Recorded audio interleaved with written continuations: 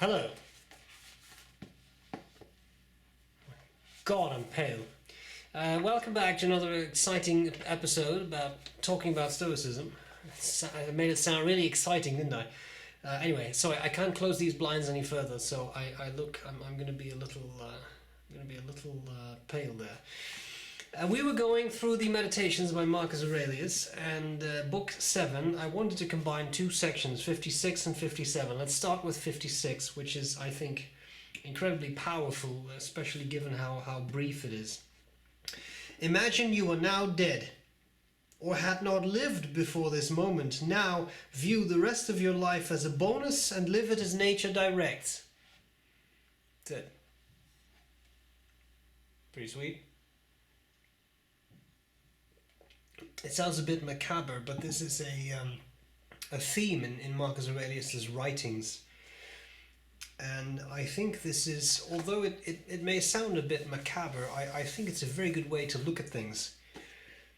Imagine that you're struggling. We're all struggling. These are trying times. And imagine you're struggling about certain things. Then what can you do? Well, one thing you can do is feel terrible. But if you feel terrible, then you make things difficult for yourself. You make things difficult, and potentially, by the way, also for people around you. But that struggle, those struggling thoughts are not going to help you to feel all right, to feel good. And that, to me, really is the basis of Stoicism, the ability to keep that even keel emotionally, which is hard. It's hard. But it's important to do that for yourself and for others. And this, I think, is a very nice way to put your to put your problems in a very radical and harsh perspective on the spot. Imagine you are now dead. You're gone. That's it. No second chances, nothing. That's it. Right here, right now. You're gone. It could also be like that. Or had not lived before this moment. That's another good one, right? Marcus Aurelius is clear in pointing that out. Death is not that bad. It's just like how it was before you were born. Like there's nothing, you weren't aware of that period. You won't be aware of this period, so it doesn't matter. So I think that's quite interesting. Now view the rest of your life as a bonus and live it as nature directs.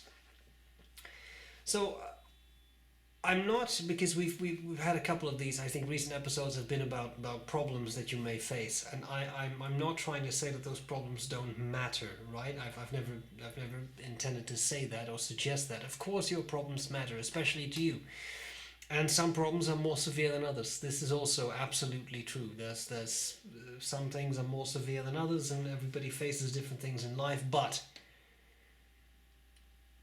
if you're trying to keep your sanity, which I'm sure you are, because that's one of the big challenges we face in life, to stay sane, I think this is a very powerful way on the spot. If you are struggling, if you don't really know what to do, how to respond, what to say, how to get through that situation, this is a hard reset that you can use on the spot. Imagine that right now I was dead. And it's the end. There is nothing else. That's it. That's the end. Just try to picture it that way. And then picture how that would change the way you may be approaching what you're doing right now. What perspective that puts on the problems you face. Could all be over right now. And then everything else you get is a bonus. That includes unpleasant things. They're a bonus too. But when unpleasant things happen to you in life, it does mean one thing. You're still alive. And you could also not be. So again, that as a hard and also a harsh reset in a difficult reality, I think can be very helpful. Now the second section, 57, in my mind kind of fits in with this fairly well. Love only what falls your way and is fated for you. What could suit you more than that? This is very hard. This is very hard, and we've discussed this before with Epictetus when we were going over the Enchiridion. This was later summarized by Nietzsche as amor fati, right? Love your fate. But that comes, that had an origin too. And Marcus Aurelius describes it here. Love only what falls your way and is fated for you. Well, we could have a lengthy discussion about fate and whether or not to believe in that and all kinds of things. But beyond that, it doesn't really matter whether you believe in that. Certain things happen to you in life. And if those things are within your control, then there is nothing to worry about. Because those things are within your control, right? Just remember the Stoic dichotomy of control. Some things are within your control, some things are outside your control. Now the trouble lies in those things that happen to you but that are outside of your control. Getting the job and not getting the job, getting whatever, being in a romantic relationship, not being in a romantic relationship. I'm not saying that that's not entirely up to you, but you know what I mean. That's not entirely up to you. That's also up to other people. Whether you get the promotion at work or whether you don't get the promotion at work, that's of course largely up to you, your performance, etc. But even if you do your best and you work 12 hours a day, you may still not get that promotion because it's other people who decide on that, not you. So this is another way, a very difficult way, and I think also sometimes an abused way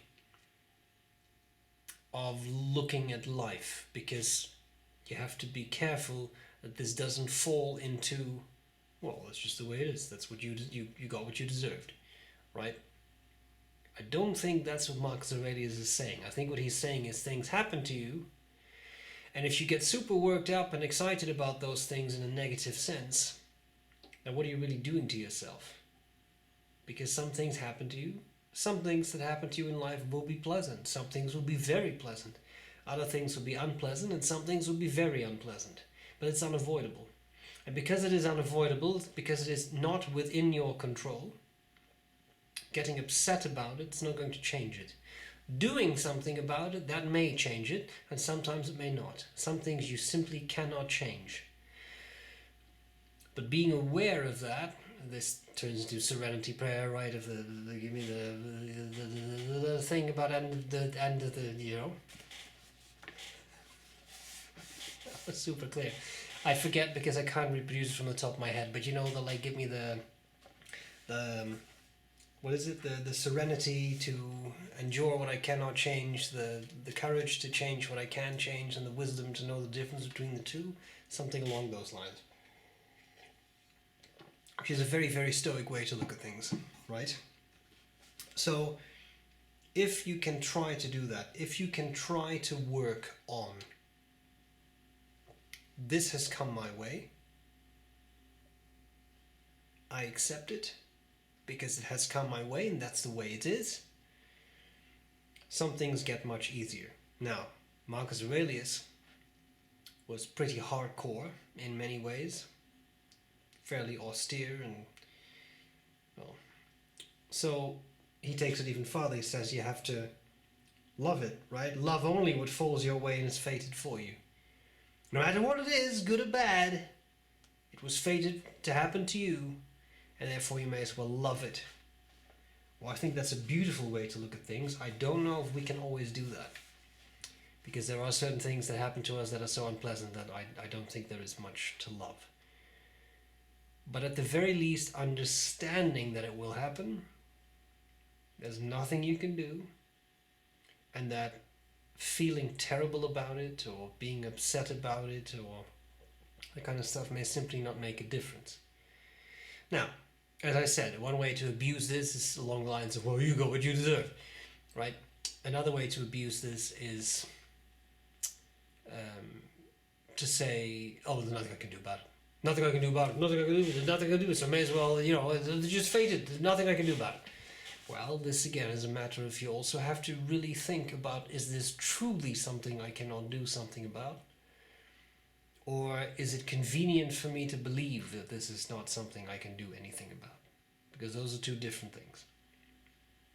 And once you can make that distinction, and you can actually love what happens to you, and you can not be perturbed by whatever happens to you, because you can think of, I could be dead right now, well, then you're a master Stoic. And you'd be Sophos, the sage, which according to the Stoics none of us are. But as always, you can make progress. And progress is enough. And that's it. So, I hope this was interesting. I shall return again next time. More talk about Stoicism. Bye.